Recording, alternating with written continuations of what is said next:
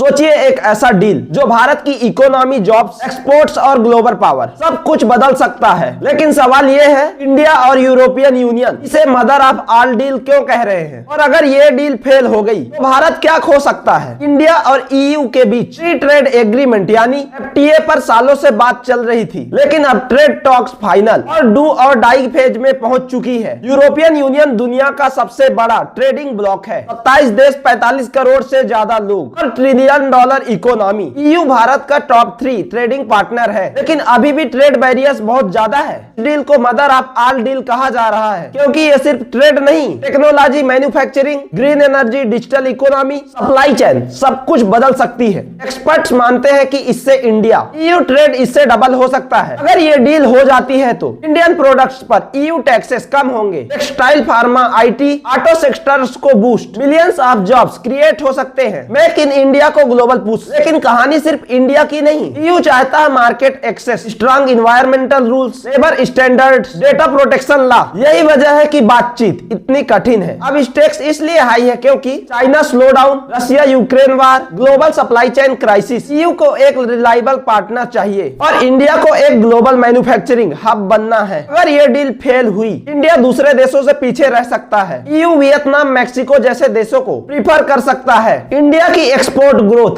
Slow हो सकती है। तो सवाल ये नहीं कि ये डील बड़ी है या नहीं, सवाल ये है क्या इंडिया इस मदर ऑफ ऑल डील्स के लिए टफ कंप्रोमाइज करने को तैयार है? वेल, आप क्या सोचते हैं? कमेंट में बताइए।